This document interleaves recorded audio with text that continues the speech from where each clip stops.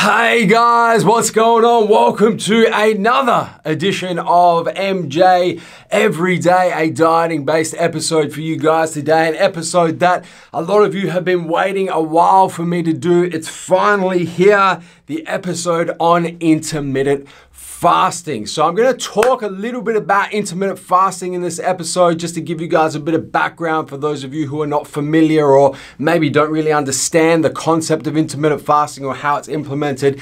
Then go through some of the pros and cons, or the benefits and disadvantages of the intermittent fasting dieting method, and then give you my personal opinion on what I think intermittent fasting is good for. So what particular goals it kind of suits a little bit better than other goals. So first and foremost, for those of you who don't understand intermittent fasting, as the name suggests, it's a method of dieting where you have a period of fasting each and every day, followed by a period of feeding each and every day. And usually the fasting period is quite an extensive period of time and should really exceed the feeding period. So if you think about most people, to take a baseline diet as kind of a starting point, most people will eat from, let's say, 7 o'clock in the morning to 7 o'clock at night. So a 12-hour feeding period followed by a 12-hour fasting period where you sleep for 7, 8, 9 hours of that 12-hour fasting period.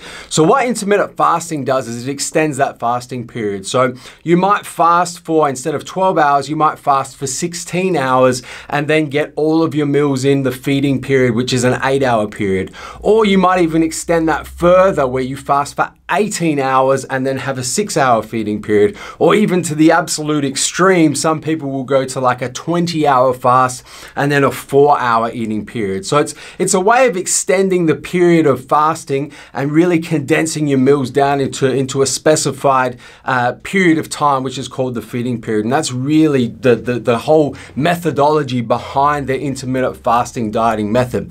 Now, this obviously does a couple of things. First and foremost, the main shift is that you go from eating frequent smaller meals generally to infrequent bigger meals generally. So if you take someone who's trying to get a certain amount of calories, if that person's trying to get those calories in a 12-hour period, obviously the meals are going to be smaller and more frequent than if you're trying to get those same amount of calories in a 4-hour period. So that's really the big kind of fundamental shift in how you eat, is you go from frequent small meals to infrequent really big meals. And this has some pros and cons, obviously. First and foremost, if you're the sort of person who doesn't have a big appetite, so you wake up in the morning and you're not a breakfast person, you don't feel like eating, you don't have a big appetite, then intermittent fasting is probably going to be good for you. So it tends to suit people who don't have, don't have a big appetite, don't have a great appetite. Whereas on the flip side of that, if you're the sort of person that has a huge appetite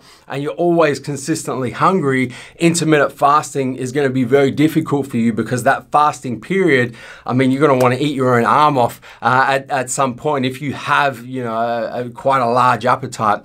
Reducing caloric intake is another kind of benefit of intermittent fasting, and this really comes down to the fact that you have a much smaller window of consuming food, a much smaller feeding period than you normally would. And what that generally does is it means you consume less calories, because you're not eating as frequently as you normally would. So it kind of ties into the meal frequency part of things.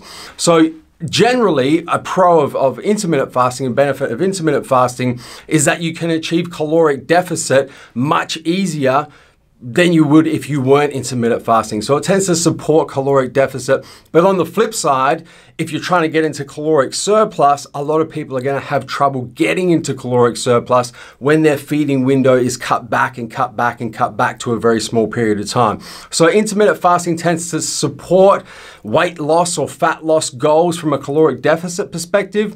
Doesn't tend to support, still can, but doesn't tend to support being in a caloric surplus and gaining weight or building lean muscle from that perspective. Big pro of intermittent fasting, and there's a lot of both empirical and anecdotal evidence coming out now, is that intermittent fasting really does support gut health through reducing gut inflammation and digestive system inflammation, because you're giving your digestive system a rest for a prolonged period of time that it normally doesn't have. So a normal person, you know, the digestive system probably gets a rest for between 8, 10, maybe 12 hours, whereas someone who's doing extreme intermittent fasting and pushing their fasting period out to 20 hours, their digestive system is getting a lot more time to rest, recover, reduce inflammation, and improve gut health. So that's a big positive for intermittent fasting that we're learning more and more about. A disadvantage on the flip side of that is that a lot of people tend to, when they start their feeding period, is they get this combination of different hormones happening, this cumulative or compounding hormone response.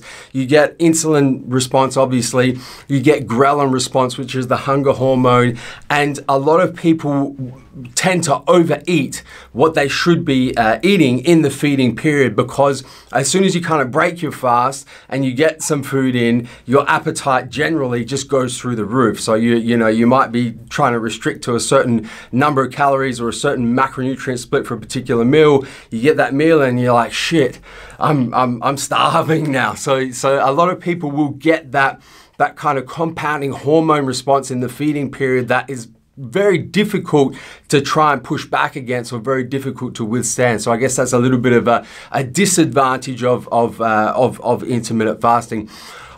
Really what it comes down to, guys, is intermittent fasting is going to suit some people, and then it's not going to suit other people. In my personal opinion, I think, and I've kind of touched on this already, I think that it tends to support weight loss goals more than it does lean muscle gaining goals, or putting on weight goals, or building muscle or bulking up goals. It tends to support the weight loss side. It tends to support caloric deficit more than it does caloric surplus. Of course, there are definitely exceptions. You know, I know a lot of people that can build lean muscle while intermittent fasting, and I know a lot of people who have tried to lose weight with intermittent fasting and it didn't work.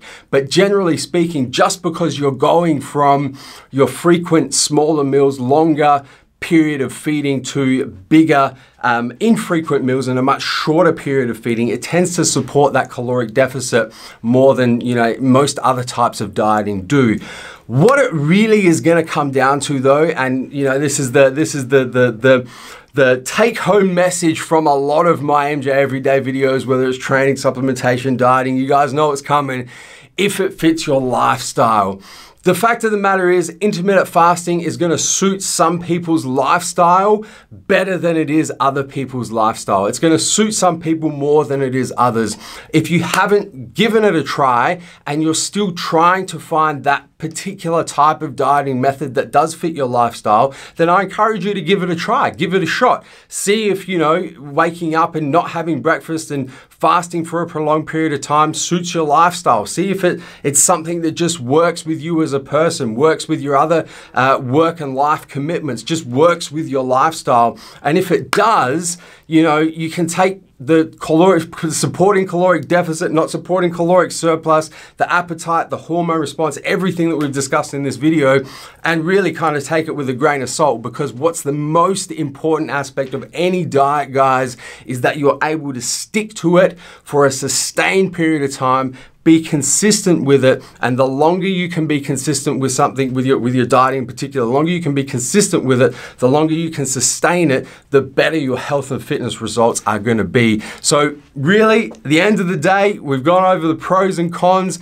what it supports, what it doesn't support. If it fits your lifestyle is really going to be the take-home message. If you haven't tried intermittent fasting, give it a shot, see how you go with it. It's either going to work for you, or it's going to be really, really difficult, and it's just, you're not going to be able to stick to it for a sustained period of time, in which case it's not the dieting method for you. Guys, before I wrap this video up, I'm going to pop a link in the description box down below, because we have a very cool, comprehensive article online at massivejoes.com on intermittent fasting. Goes through exactly what it is, the different types, pros and cons, much more than I've gone through in this video. Very, very comprehensive article. Link is down below in the description box if you guys want to learn a little bit more about intermittent fasting and how to exactly integrate it into your diet or integrate it into your lifestyle, and how to implement it as a dieting method. Go check that link out. Click that link in the description box and have a read of that article. But guys, that's a wrap for today's episode of MJ Every Day. As always, don't forget to hit the subscribe button, subscribe to our YouTube channel, turn your post notifications on both on your mobile, your cell phone, and your desktop PC so you don't miss a beat when it comes to the Massive Joes YouTube channel. Until tomorrow, I'm coming to you from massivejoes.com. Stay massive.